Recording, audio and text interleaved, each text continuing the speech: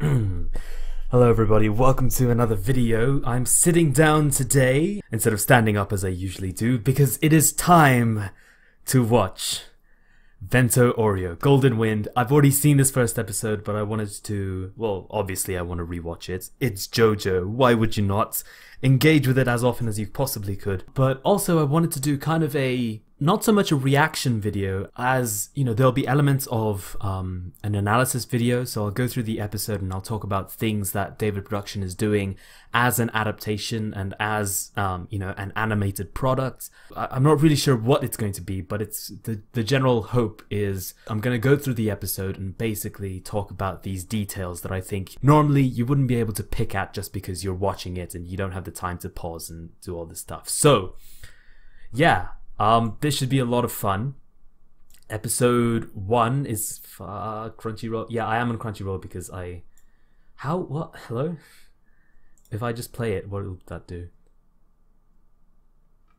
Okay, perfect. So I'll just play the episode and I'll talk about, you know, whatever comes into my mind from an analytic perspective.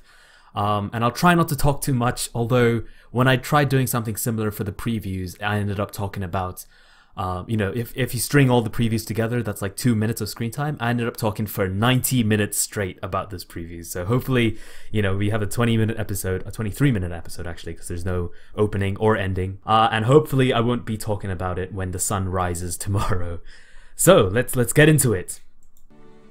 Immediately we get Crunchyroll's low resolution stuff. Wow, perfect.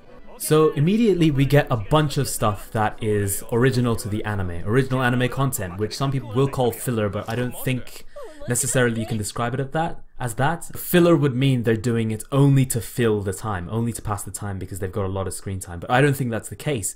The end of the episode is up until, you know, Bruno and Giorno start fighting, which I think is a very, very good place to be. And I'll talk about that at a future point. So I don't think that's what they're doing, but I do think some of this footage is kind of unnecessary because a lot of these, I'm not really sure what they're trying to show other than, hey, Italy isn't exactly the most perfect place. You know, there's a lot of corruption, there's thieves, and obviously children being sold drugs is a big part of the story. Also, it doesn't look particularly good, I think. Like, the animation, this particularly looks really, really good. But some of the other elements, I think, like the police officer, for instance, like, some of this character art isn't quite as perfect as I'd like to see it to be. Like this, for instance, you know, there's a lot that's flawed here, in my opinion, and I'm not really sure if that's a consequence of the fact that it is anime original content, or maybe it was rushed, or maybe, you know, that's just the quality of the show that we should be expecting. Now, I don't think that's actually the case because the rest of the episode does look pretty good. Then we get this scene, which, again, like, I don't really know how I feel about this because it shows Giorno being like a pretty nice guy. And talking to these two other girls, which is alright, but I think it's trying to highlight Giorno's niceness and his general character a bit too heavily. Like, you know, we see Giorno save the girl's wallet from being stolen, but then we learn later that he's already taken a couple of bills before he returns it. So, you know, it's very on the nose, and I don't think that's a good place for JoJo to be. Like, it's already so exaggerated and so, it's already so extravagant. That's beautiful animation, by the way. It's already so, like, extravagant that making stuff obvious is like the least meaningful thing you can do with JoJo. So, and then, you know, here again, with the money that he steals, he then gets the boy ice cream, and it's like, oh, he is a nice guy after all. It's a bit too simple, and I don't really like that. But that being said, you know, it is just 2.5 minutes of a 23-minute episode, and that's with, and again, you could argue that because the opening and the ending aren't there, the show is allowed to do this just for the first episode. And I'm willing to accept that argument. If we see more anime original content of this quality, then I wouldn't be happy as we go into the future episodes, because I just don't think there's enough time, even in like a 39 episode season, for them to do this kind of, you know, relatively low quality content, I think. And you can tell me in the comments what you think about that, because some people, I can see a lot of people being like, oh, you know, it really nails Giorno's character as little as we see of it within part 5, and they're willing to accept this. Whereas I'd argue against that. Now we get the second big anime original content, and it introduces Leaky Eye Luca, which I think is a really big waste of screen time, to be honest. Likai Luka, a really minor character that, you know, I can see some people being like, oh yeah, Likai Luka, they really made Likai Luka a threatening character in this scene, but all it really did for me was it wasted a lot of time introducing a character so minor that I can't remember them ever being mentioned again. So, like, what's the point of making a threatening character, and what's the point in spending time making them, you know, aggressive? And, you know, he's got a really good voice actor as well, so, you know, are they wasting that on him? I feel like they are. It's also, I don't know, like, this whole section has really lazy cinematography, I think. I don't know, something about these shots and the way it's edited I think is a bit rushed. And it might have just been that they were focusing on the actual content related to the manga. You know, they really wanted to do justice to that in terms of animation, because, you know, that stuff does look fantastic. So they couldn't focus as much as they wanted to on this anime original content, so it does look a bit worse in my opinion. Something about, you know, this character art and the way it's layered onto the background, it just looks so stale and it looks so, you know, not exciting. Like, it looks bad. It looks bad. I'm not really sure what else to say from that. It's very flat and the colors aren't that exciting. It's just not fun to look at. And, you know, the rest of the episode does remedy that. It does look fantastic. So I'm not really sure what's going on with these anime original scenes. We're already at 4 minutes of a 24-minute episode. So, you know, that's a sixth. A sixth of every episode is anime original content that looks as bad as this. I wouldn't be so happy about that. But I can certainly see why people are excited that a character like Luka is getting so much detail and is being made so threatening. It's also just a very boring story. Like, Luka is just bullying this one guy, and, you know, there's no reason for us to sympathize with the guy being bullied. There's no reason for us to be particularly angry or scared particularly by Luka, so that later when we see him, it's not like, oh no, Giorno's in trouble. It's just like, okay, here's a guy who, you know, is a bit crazy, and JoJo already has a lot of crazy people. We're used to this, essentially. There's no point hamming it up to the degree that they have. Yeah, I feel like I'm repeating myself. I will say that, you know, these close-ups look freaking fantastic, and the clouds especially. David Production has always done a really good job of replicating the way Araki does clouds, and these look fantastic. And, you know, the light gradient of the sky, which is blue, actually, which I find interesting because it was really prominently yellow in Diamond is Unbreakable, and that was always really distracting. This shot, I think, is fantastic, but there's some other shots that struggle a lot in these early parts of the episode. So yeah, let's move on. Buongiorno. Buongiorno. Koichi looks smaller than ever there, which I think is freaking hilarious. So here they cut Koichi's little monologue that starts part 5 in the manga, actually, where he's talking about 2001: A Space Odyssey, and he's talking about Italy being the center of the Renaissance and stuff, which I think is fair enough. It is kind of an odd monologue to, you know, start a show with. And I think with a manga you get the distinct impression that this is an authorial work. There's so much of Araki going into this that he can do whatever he wants and you can kind of forgive him. But this, you know, this is like a professional work, and I'm doing that with quotation marks. It's a professional work that viewers are putting to a certain standard, and to start that with Koichi monologuing about how it's the 21st century and I fell asleep watching a movie, is that juxtaposition, I think, is very much JoJo, but perhaps too much JoJo for it to work in an animated format. Nice detail with the Morio sticker, by the way. I think that's pretty interesting. I don't know if was that in the manga? I think it was. I'm pretty sure it was. Here we see the first of several really amazing animated moments, and it's dedicated to Giorno putting his ear in his hole. And I just quickly wanted to point out, you know, this is one of the first shots that we've seen so far that really has that sketched on style that we saw with the promotional material, the key art and stuff. Like, it looks pretty much like this, like someone literally took a pen and just sketched on some of this. Like, look at the details around his arms and his hands. It really does look penned in, and that looks fantastic in my opinion. Compared to what we saw earlier on, this is a completely different level of quality, much higher in my opinion, and that's what I was complaining about. So hopefully you guys don't feel like I was being unjust with the earlier parts of the episode. And this just looks fantastic. Oh my god. And the sound effects when it pops out. Listen, listen, listen. Boom, boom, boom. Perfect. And then here you go. Oh my god, look at that. That looks so beautiful. So beautiful. A perfect way to draw attention to it. They don't make it a freeze frame. They actually give it like a lot of motion, but it's cinematographic techniques like depth of field and stuff that let you draw attention, that draws attention to the fact that there's money inside that, and so that's fantastic. Really, really fantastic. That's a pose. That's a wild pose. It's so subdued that it's almost not a pose, but it's also definitely a pose. I don't know what I'm saying. It's just odd. This I think is really weird because they show the line, but they don't really like draw attention to it. Like it's going off screen, which normally when you're making the audience pay attention to something, you put it more on screen. So that I'm not really sure what's going on there. That did steal my attention a little bit, just how weird that was. Giorno looks so pure there. Let's talk about Giorno's voice actually. I thought it'd be a bit deeper. But he seems, overly nice. He sounds almost like Jonathan, which is a good thing considering, he is Jonathan's son in a way. And he is painted, he has been painted in this very episode as someone who's really nice, but I also thought he'd have a more sinister note to some of the stuff he says. But even when he gets quite angry and, really quite emotional when he's fighting against Bruno, he still has this, he still has a bit of a naive quality to his voice, and I'm not really sure whether I like that or not. Koichi looks fantastic here, can I just say. Brilliant shading, brilliant line art, I love it.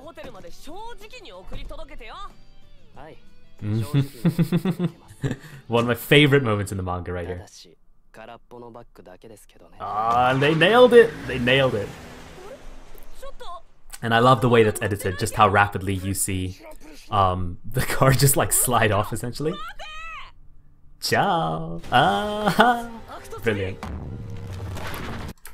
Echo's music in the background, oh, brilliant. So yeah, no, there's like here when we actually get into the manga, like this is pretty much the first chapter of the manga that we've seen so far. We really see some high quality work. The editing is fantastic. Some of the shots have been really good. The character designs have been spot on. The pacing has been brilliant. The music, as it's coming in now, has been fantastic. And we saw very little of these qualities in those first few minutes, those first 4 minutes essentially. That's just more of the reason why I'm afraid of what they did here. Like the original anime stuff is exactly the stuff that has been bad in this episode so far. So I've really been turned off by the idea that there will be a lot of anime original content in Vento Aureo, because so far the only good parts in my opinion have been the scenes from the manga. I freaking love this. Look at that. That's Echoes right there, but it's faded out. They do this later with Bucciarati, so and Sticky Fingers. So I'll point that out we'll talk about that more later. But I just love this little detail that they did here. Koichi's pose. This reminds me of the pose he did in the first Diamond is Unbreakable opening. Has this been memed already? Please tell me this has been memed already. This little smile is a really important moment in this really early arc where Giorno runs away from Echoes and meets Riki Ailuka and stuff. Like this smile, you really learn what Giorno's character is about. It's not that he's a nice guy who's willing to do evil stuff. He's just very calm in the face of trouble. This is Giorno. This is the character that we'll be following. This smile right here. Completely unfazed by the fact that he's been caught red-handed as he was trying to steal. Very brilliant moments, and I think they underplayed a little bit, sadly. Here we get another one of those really well animated parts of the episode. It starts with... Hang on. Let's get to the part where it actually starts. It starts right here, I think. Like, Koichi looks fantastic there. You can tell they put a lot of work into this. The way Koichi looks from side to side there is really expressive and really natural, so that, like that's what fantastic animation is about. Expressive but natural, and you can really believe in the weight of that character as it moves around. This looks fantastic. This you might say is bad animation, but I think it's really good actually, because it doesn't need, a frame by frame redraw just to show that Koichi is slowly, he's really being pulled into this object here, and he's very curious about it. It's a very simple sentiment expressed in a very simple way, and it doesn't need to be redrawn every single time, because that's that's a waste of money, A. But it also complicates and confuses that very simple sentiment that Koichi is curious about this. And the simpler you can convey any emotion, the better that conveyance is. And this is like the simplest way you can animate, and it really gets the point across very well. And then we get the really good animation, and oh my god, they put so much work into it. Like the way it opens its eyes, they nailed it, really nailed it. And look at that, like they don't even take attention away from it by cutting away to Koichi. Koichi literally just pops up on screen because we want to see this. Like this is what we're drawn by, but this is what we want to see, but this is what we need to see. That's a good way of thinking about the distinction. So, you know, this superimposition satisfies both parts of that, and so I'd say it's very, very well done. And then we get this. Oh my god. Every single part of Gold Experience's transformations in this first episode have been fantastic. We saw those 2 banknotes, you know, transforming from butterflies. We saw this last bit of the suitcase turning into a frog, and I think it looks so natural, but at the same time so uncanny and weird. Like just that. That's fantastic. They really nailed that. Look at this, like just the way the background is overexposed, and we really see Koichi, you know, this angle especially shows Koichi as vulnerable and scared. And the frog takes up like a huge amount of space on the screen, as tiny as it is. And we really start seeing the strength, the visual strength of JoJo's Bizarre Adventure emerge here. The colors look fantastic, like oh my god, it's brilliant. And this is very part 4, like the canted, how everything's a bit diagonal. Koichi looking especially, you know, not particularly good because the shot is at a bit of a distance. Of course, the fact that the shot is at a bit of a distance is, I think, very part 4-esque. I don't know, like something about this, I could see this happening in Duang, in Morio, in part 4, not Duang.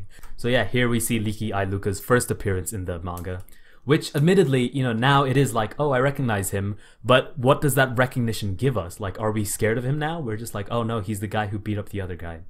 Okay, like there's nothing about the previous introduction we got that gives him a new aura that we couldn't appreciate in the manga. Like this is exactly the same scene. We have the exact same emotions as before, in my opinion. In fact, I'd say we're a bit more like, oh, it's this guy. Do I really care about this guy? I'd actually argue that we care less about Liki Ailuka now versus in the manga. Because in the manga, we see him come up against Giorno, and it's like, who is this guy? Is he a stand user? What's he gonna do? But now it's just like, oh, he beats people up with his spade. Scary. Ooh. You know?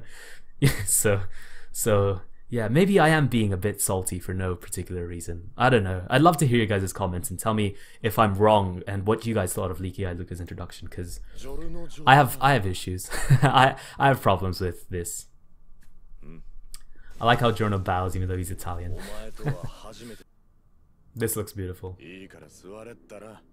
One of my favorite shots in this episode.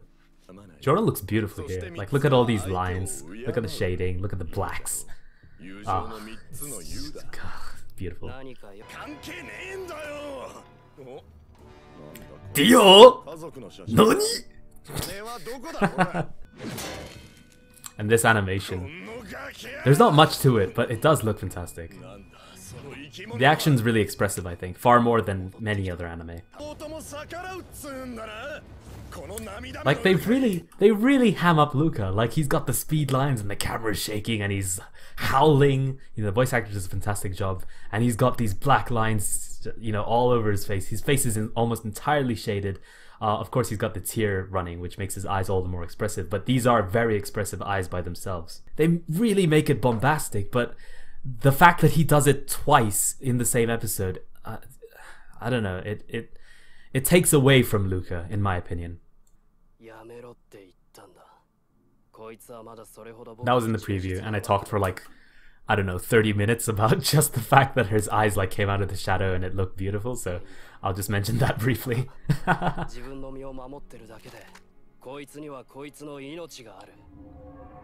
And this nice little animation here, very smooth, reminds me of episode 1 of part 3, because they do a lot of that. And here we see Giorno's abs. Ah, brilliant touch. Because a lot of people were like, oh, you know, Giorno is so unlike the other JoJo's in that he's very lithe. You know, he's not like super muscular like Jonathan and Jotaro was, and we see this and it's like, say that again, I dare you. Really, you don't think Giorno is muscular? So it's like they're proving all of them wrong, and they do a pretty good job of it just from how good his abs look, in my opinion. Oh, here we go. Nani? Muda? Muda! This map, I'm really excited to see how they'll update it as they go from Naples, and then from there they go to Capri to find the boss's treasure, and then they're given Trish, and they have to take Trish to Venice, right? And so yeah, like all this stuff. There's also like Milano and Pisa, which they don't show, which aren't in part 5, so that's really interesting. Palermo, this is Sicily. This is it's purple haze feedback? Purple haze feedback? Purple haze feedback? Ah! This Jotaro meeting I think is interesting because it's staged in Morio, so they're stating that Jotaro did return to Morio after the events of part 4, which I don't think he would do actually. Like, I think it goes a bit against his character. And also, he's not on phone, they're actually meeting up in a cafe, which I think Jotaro would be less inclined to do, given, I don't know, I'd say his antisocial nature. Also, I think Josuke and Okuyasu would be here. Yeah, this fade is, I think, really one of the things that makes JoJo fantastic. Like the editing in this show is 10 out of 10, and it has been ever since part 4, I think. This guy looks suspiciously like Okuyasu. Dead ass. No, let's not. Let's not. This moment right here, when Koichi confronts Giorno, there's one particular frame in the manga where his eyes just like open up crazy, and it's almost like Josuke's Mickey Mouse moment. His eyes just open comically wide. They actually don't do that, and I'm not sure what to think about that. They instead decide to resort to just like really smooth animation that shows his expression, you know, kind of opening in shock for a moment, and then he withdraws really quickly. So that's a really interesting choice. You know, are they going to commit to that? Will there be less of a panel by panel feel to this particular adaptation? And like, are they going to be really, really loose with the source material? Because that was really, really loose in my opinion. If this was part 1, for example, the specific panel I'm talking about would probably be a very short frame that they like superimpose on top of this frame that you're looking at right now. Whereas instead they decided to play it like this. And that's an entirely different story that happens there. What we see there is Giorno actually being in shock and withdrawing. It's a very immediate emotional reaction that we kind of have to digest for a few seconds after that. You know, we're like, oh, he saw Koichi and now he's shocked. Okay, now what are they talking about? Whereas in the manga, it's more of a comedy moment, and the shock is played for gags almost. Like, I can't think of a person who would see Giorno's expression in the manga and not laugh. Whereas with regards to the anime, I can't think of a person who would see Giorno's reaction here and want to laugh. Does that make sense? Hopefully I haven't confused you guys instead. This. Oh my god, that was so perfect. Like, just the pause he does here and you're like, okay, what? And then, and then his face just pops up and he's like, go away. And then we see Gold Experience! Yes! Oh, and it comes out and it's brilliant and it's fantastic, and it looks like, just the way it comes out, I really think they put a lot of work into the stand summoning animation, as opposed to like part 3, for example, where most of the time it would just kind of fade out, or part 4 for that matter, it would just kind of fade out of their body. But look at this detail, like they actually made it look ethereal and shiny and golden, and it has like its own build up to being summoned, and it's not just like it comes out and it punches. It's got like this whole swing, it's this whole arc, and that's fantastic animation. And look at just the way they've drawn the lines. Like, that's not normal animation lines. This looks like a calligraphy brush almost. Like, it looks fantastic. Like the weighted lines I'm talking about, really, really good. And then we have this brilliant animation, which 10 out of 10, really. I love that they maintained the exclamation and the question right there. That's a cool detail. That's JoJo didn't do this for part 3, like all of part 3, I'm pretty sure. The only time where they did something like this was in the yes, yes, yes scene, but stuff like this, and not even in part 4, I believe. Like, they rarely did this, rarely. Unless I'm mistaken, in which case you can correct me in the comments, but this is sorely missed in my opinion. Like, instead of doing the exclamation and question marks, they instead resorted on, you know, spamming go, go, go, go, which was entertaining but kind of repetitive, I think. And stuff like the exclamation and question mark really diversify that and really make you feel like you're watching a manga come to life, in my opinion. But again, if I'm wrong, then you can correct me. The music here is fantastic.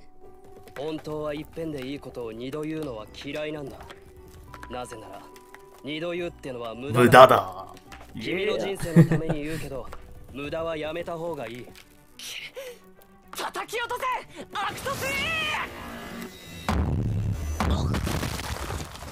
That's really good animation. Something about the way he just collapses into the ground, they really nailed. In fact, that entire animated section was really good. Like, just the way Koichi is superimposed on top first, and then we see him go into his pose here, and it's still, you know, like superimposed in a really weird way. But then Echoes comes in, and as he comes in, the background changes behind him. Right there, like, just the way that's staged and the way that's brought to life, it's just so beautifully edited. Like, they've really nailed the pacing in this show. Like, it's looking really good, and this Koichi looks fantastic in this. And of course the animation when he's actually punching the tree. This animation of Koichi like reeling back, even though it's very short, does look fantastic. Like here you can see I freeze frames it, and every single part of this just looks fantastic. And then this, you know, just looks so good. And he's still moving. Like, that's not a still frame. Like, that's actually, you know, they put you know, effort into making that feel like a big, realistic, meaty, weighty thing that happened to Koichi.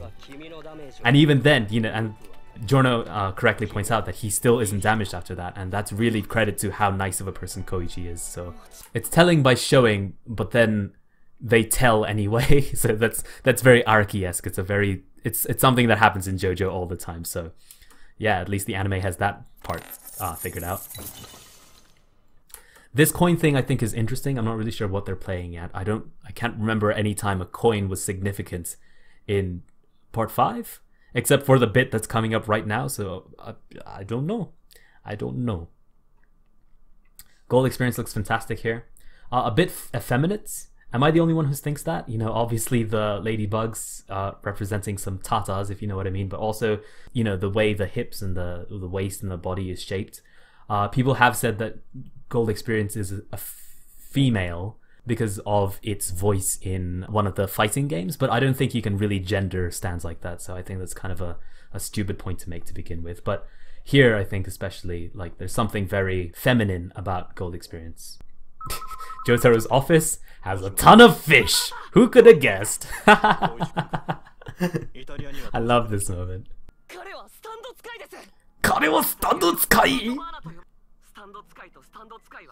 Do you believe in gravity? I love that Koichi gets the stand power wrong. Like, this is from the manga, like this is an anime original, but I just wanted to point out, like, this is such a nice little detail by Araki. Like, Koichi is obviously smart enough to try and guess what his opponent's stand powers are, but you know, he's not intelligent enough to figure out that, like, the tree was growing when you fought Giorno and you punched the tree, so, you know, maybe that's a hint. Maybe? I like how there's a distinct difference in resolution between the people here and Giorno here. Like, Giorno is obviously very well drawn, and these guys are just like, oops, I did this in MS Paint.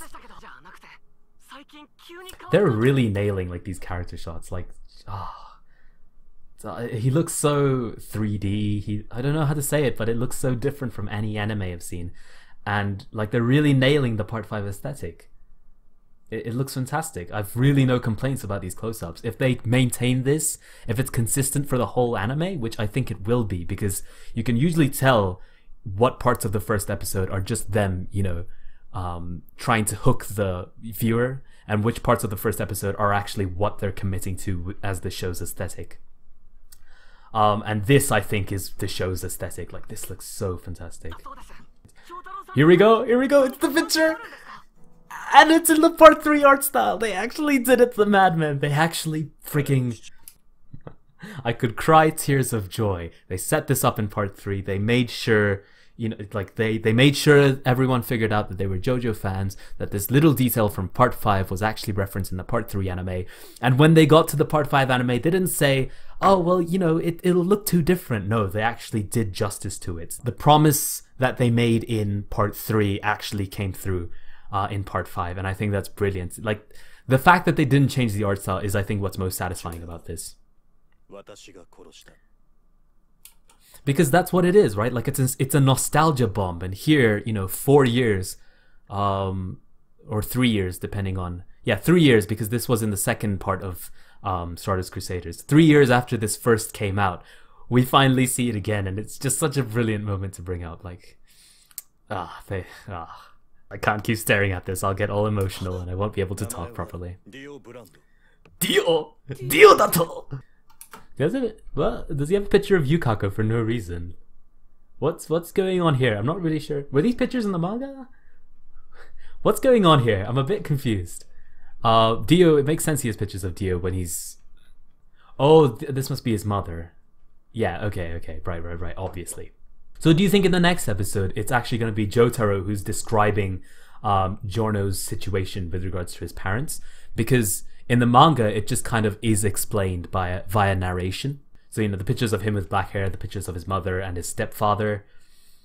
I don't know, like that, I think that would be interesting to see, like Jotaro actually explaining what's going on regarding Giorno Giovanna or Haruno Shobana. That would be really cool. Oh, Bruno! Did you guys see Bruno there? Oh, there he is! It's Zipper Boy! Dave Production is really good at this, like just hiding stuff in the corners and such. So, especially with like the early anime original stuff, I was wondering if they were going to show some of the other characters in the background, like Mista just walking around or something. I didn't see anything. Tell me if you guys saw something, because I'd love to know if they actually did. And then Bruno walks in. Powerful stand user. Bruno is actually a very powerful stand user. And it's not specifically that he has a powerful stand, but rather he knows how to use it very, very effectively. And I think that's a very significant difference when people talk about like which stand is stronger. It's like you can't divorce the stand power from the stand user, and Bruno is one of those people who is stronger because he is a great stand user. And so I intend to talk about it in my series about stand design whenever I get to that. Sadly, I'm really busy, but hopefully when I graduate university, which should be less than a year from now, I'll really be able to devote some time to that. Anyway, here the 3D is a bit weird. This lighting doesn't change even as the tram goes up, if you'll notice. Like, it's just kind of baked into the 3D model of this. So yeah, that's just the kind of stuff you pick up when you are a nerd.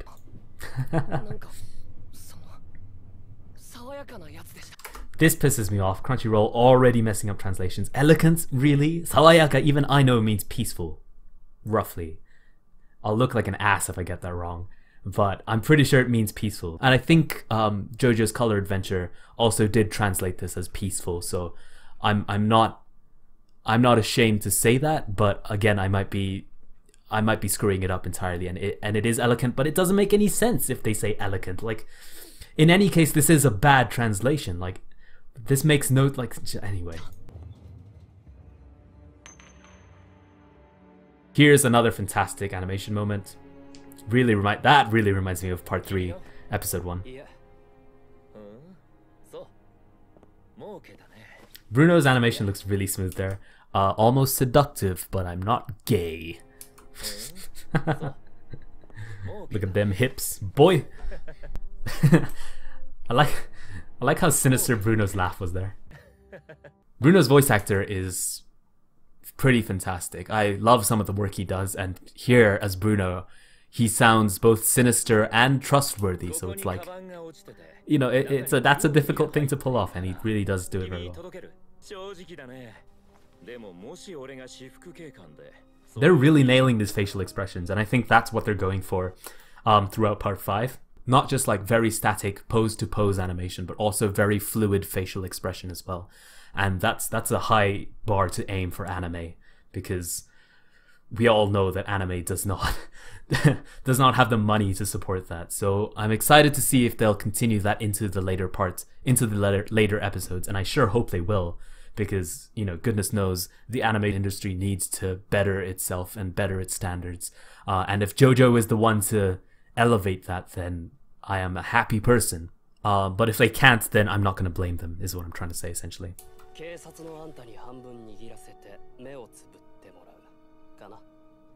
I've always enjoyed Giorno's answers to that. Bruno's laugh. He sounds very pleased by that. But I've always enjoyed Giorno's answer to that, because I always thought he'd be willing to use his stand to get away with stuff. But that just proves it wrong. Like, the fact he's willing to fix his problems without immediately resorting to his stand is something that characterizes him very differently from someone like Mr., let's say, who'll probably pull his gun out immediately, you know? So yeah, I've always enjoyed Giorno's answer there. Here Bruno explains his truth detection, and we'll see him use it once, obviously, but I don't think he ever uses it again, sadly. But it's worth it. It's worth it just for the one time he uses it. And here again, I managed to pause it on a frame where he's particularly expressive, so I'm just going to point that out one last time. He does look really, really, really happy, but malevolent at the same time. Like, look at those shadows in his over his forehead and the top of his eyes. Like, he really looks evil, and you look into his eyes, and just the way the inner part of it is glowing. They really nailed like how he's a really charismatic mafia member. Jonah looks terrified there.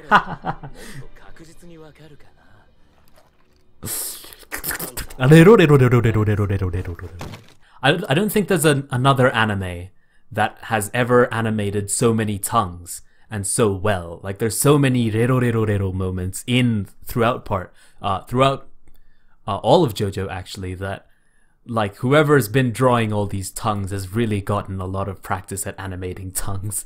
Because there are a ton. Like, look at that transition.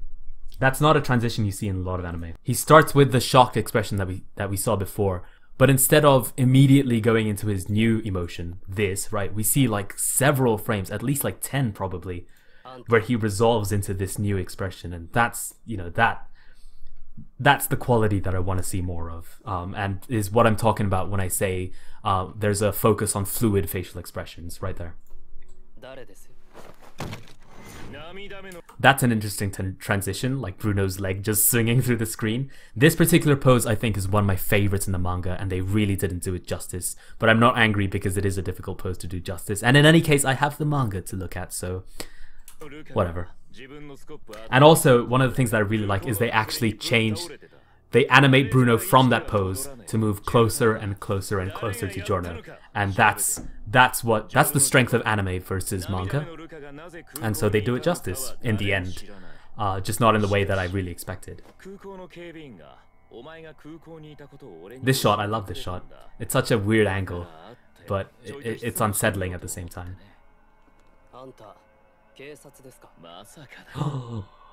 Bruno looking beautiful, as always, but especially beautiful.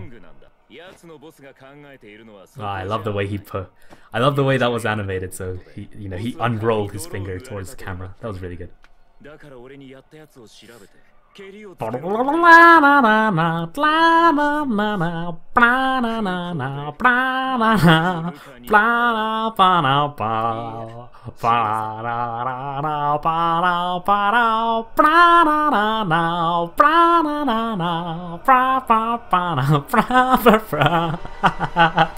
That's how you avoid copyright, my dudes.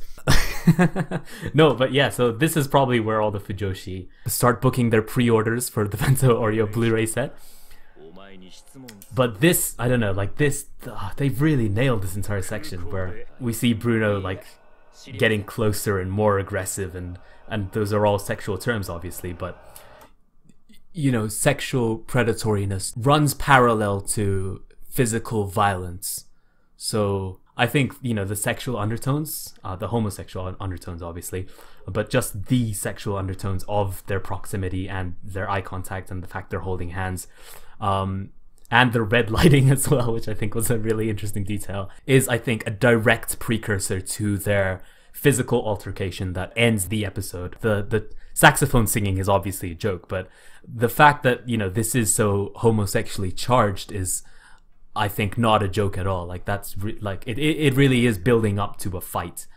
And you can say, oh, well, you know, they're just, you know, staring each other down, yeah, while holding hands, while putting their faces so close to each other that they could basically kiss. I don't think so. Like, look at that, like, that proximity. I think it's making a very specific point.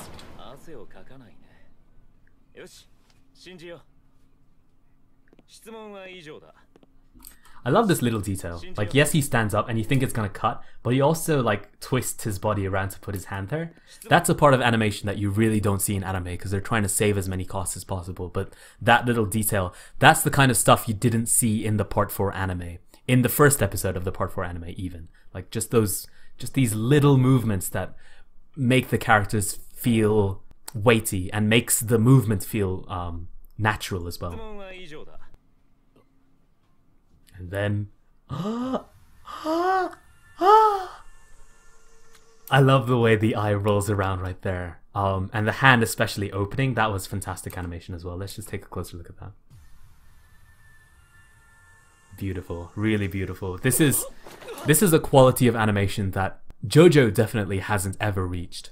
Not even in, you know, Part 3's first episode. It was never this consistent, and it was never this good looking every single time that it appeared. But also just anime in general. I think we're really, if David Production wants to hit the peak, it would be by maintaining this quality of animations for the rest of Part 5, because this is honestly a new level. Like, really fantastic animation. I could see this, like, this is really movie tier animation, and even then, anime movies, they don't have this quality of shading. They don't have these aggressive perspective shots. They don't have, you know, this depth in the character design. You know, this 3D-ness, this, how can I say it? You can see I'm drawing contours because, you know, that's kind of how I visualize it. Like, it's really, it's got volume, I guess is what I'm trying to say. Not only is it a very unique art style, but they're also putting a lot of talent into it and a lot of quality into it. They're not letting it be the limiting factor of the show, and so I really, really respect that. I love the way, like, you think this is the shot, right? Like, this is the shot, and Bruno's the center of it, but there's this little bit of window that Bruno just sneaks into, and that's just a fantastic... this is like horror, you know, like there's this little bit that you don't expect anything to happen in, and then boom, here comes a Bruno. Again, like, you think Giorno's expression is locked into this, but then as Bruno comes in, well, he blinks firstly, which is such a rarity in anime, but then you see him transition into this expression, and that's an even greater rarity in anime, in my opinion. You see him opening his eyes, and pay attention. We all know what's happening right here, right now. We all know what's gonna happen, so pay attention to Giorno's scene, because, you know, no one's gonna be surprised by the tongue action. Let's put it like that. We've already talked quite a lot about homosexuality, so that's just gonna be that's just gonna feed into that theme, I suppose. Ignore the tongue action and focus on Giorno's expression here.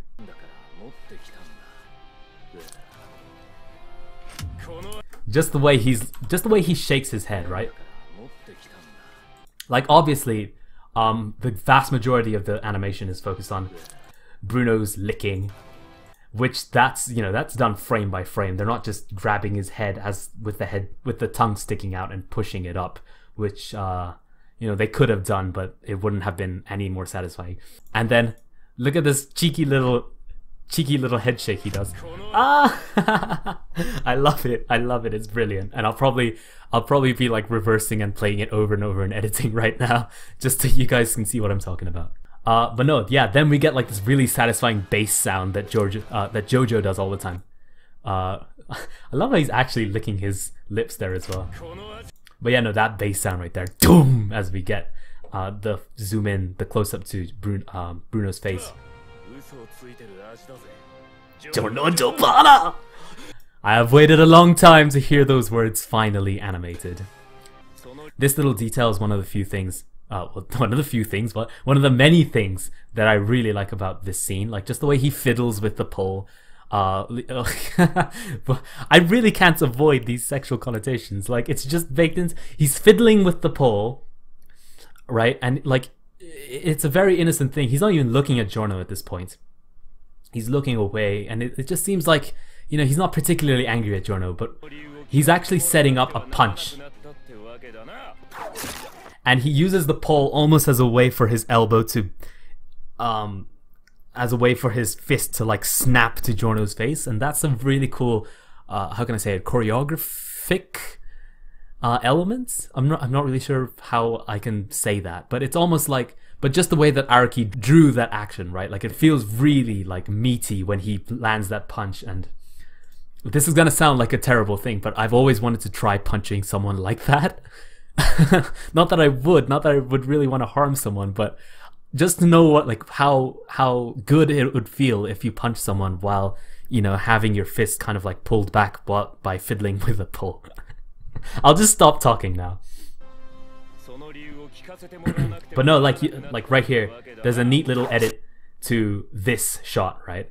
I got this at like the perfect time. Look at Bruno's fist just coming in, and then that's a very snappy edit, and very snappy animation as well. Like, just those 2 frames to communicate that entire punch. Like, you can tell that's a big weighty punch by the speed at which it was communicated. So.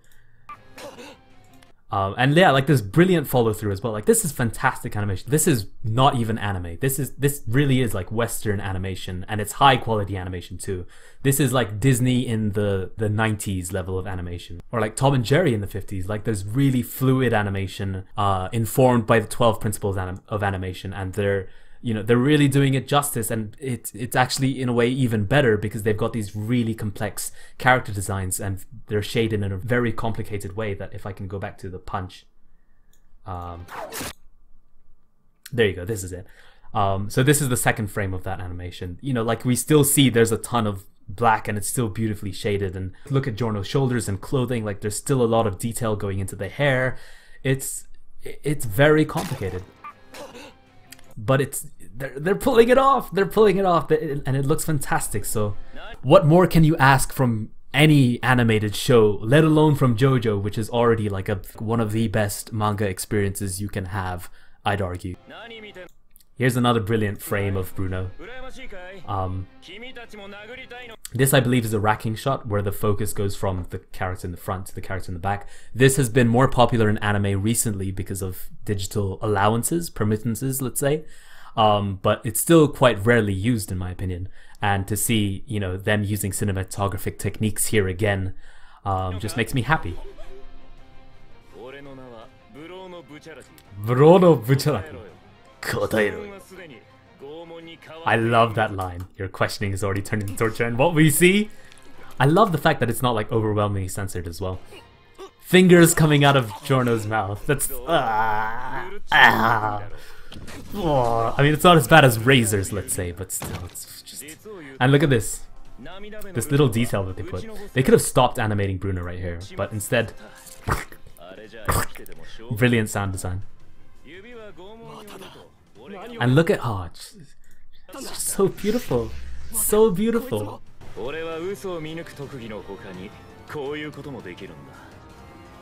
music, again, brilliant.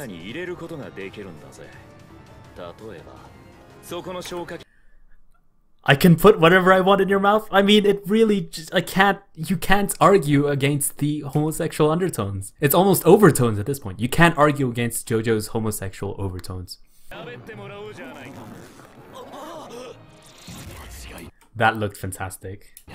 Absolutely fantastic. Bruno looks fantastic here as well. Look at his expression. Now we see not the charismatic gangster, but instead it's a malicious, determined hitman. Like, look at those eyebrows. Look at the disdain in his eyes. Fantastic.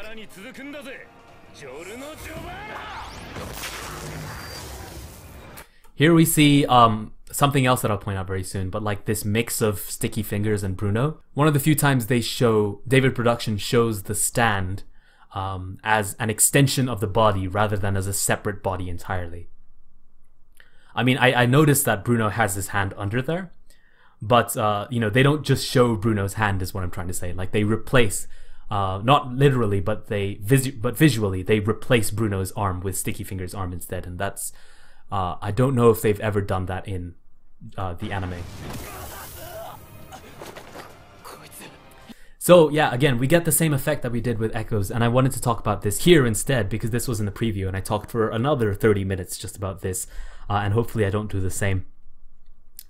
I'm not really sure what effect they're using here. I don't know if someone drew this, in which case, you know, really props to them because it does look fantastic, but like this, you know, plasticky appearance where you can see, you know, the background and Bucciarati, the poles and stuff are all being refracted through it. So it has this glass-like appearance, but at the same time, you can immediately tell its shape and the highlights of it. And it's obviously, you know, CG in some way. And it almost looks inspired by the live-action film, but at the same time, it fits into the aesthetic of the show. So this, I wonder how much of this they'll be doing throughout the show, because it's a fantastic effect. And I don't think David Production has ever played with the notion of summoning a stand as much as they have done in the first episode. In this first episode. I mean, I was talking about that earlier when Giorno summoned Gold Experience for the first time. How, you know, they had like these weighted lines glowing in the background. Let's see if I can find it. Crunchyroll. Buffering? Really? Really? What year am I in? So right here, I missed it by like a second. Oh, come on. There you go. So here, see here. Like with the weighted lines and how they're all glowing, and it's a very simplistic design, but it still gets the general form of Gold Experience across beautifully. This is the level that I'm talking about. Like they've never done anything like this. And again, you can correct me if I'm, you know, if I'm wrong about that, but this level of detail going into a stand summoning animation, and again here with Sticky Fingers they're doing something similar, except it's a very different aesthetic. Instead of the hand-drawn weighted lines I was talking about before with Giorno, it's this very brilliantly shaded, like look at all these highlights and look at the detail they've put into like the neck muscles and stuff, and it's obviously, you know, they're working with CG here, and that's very, very exciting. So yeah, I think this is also the first time we've seen a color swap in the episode. I can't remember any others, and it's not a very significant one. It's just a skin and lighting color swap rather than an outfit and like hair color and eye color swap. Although granted, his eye color did actually change. So yeah, that's an interesting detail, I suppose. A really easy way to antagonize Bucciarati. And interestingly, you know, talking about antagonizing, we talked about how they tried to antagonize Ligia Luca before and make him terrifying. I think what they've done with Bruno so far does a much better job. Now, obviously, part of that is because this is from the manga, so I'll be more partial to it. It has the Araki touch, let's say, but also I just think it is better, and Ligia Luca doesn't deserve an introduction as dramatic and time consuming as he got, whereas Bucciarati definitely does, because he is one of the main characters. So yeah, I'll stop ranting about Ligia Luca, I promise. We're almost at the end anyway, so again, fantastic summoning animation, really like 10 out of 10. Look at this. Again, it's like the CG thing, but it's actually hand-drawn, but it's got brilliant lighting, but it looks fantastic. To be continued! And then we get the episode preview, which is really simple and I really like. Firstly, the flowers, they look so beautifully drawn. I mean, it's really Araki-esque, the way they've, you know, drawn the details on the flowers. This pattern actually they showed in the previews, and I talked for maybe another hour straight. Well, no, I can't have, because it was 90 minutes and I've already accounted for 60 of those. So I guess the other 30 minutes actually of what I talked about with the preview was actually this specific design. I was wondering why, you know, we have the stickers, the zippers obviously from Sticky Fingers. And we have the flowers obviously representing Giorno, but where are the other character stands represented in this? I guess they're not gonna represent those stands, but it does look beautiful, so honestly, like, no complaints.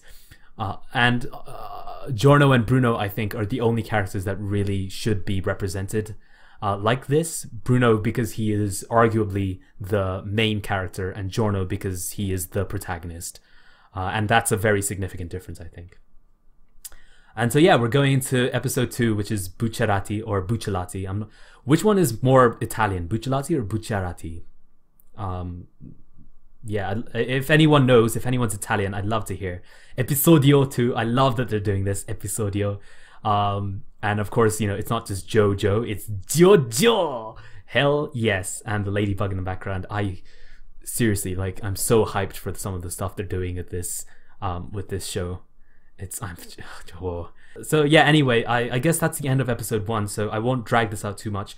I'll see you guys next week for episode 2. Bucciarati is coming. I thought the homosexuality was meant to stop. There are no brakes on the gay JoJo train. And I like it. Okay, so yeah, I'll see you guys next week for episodio 2. Bucciarati ga kuru. And until then, I hope you guys have a fun time. Kuru? Is that did I read that kanji properly? Probably not, because I don't actually know Japanese. But there you go.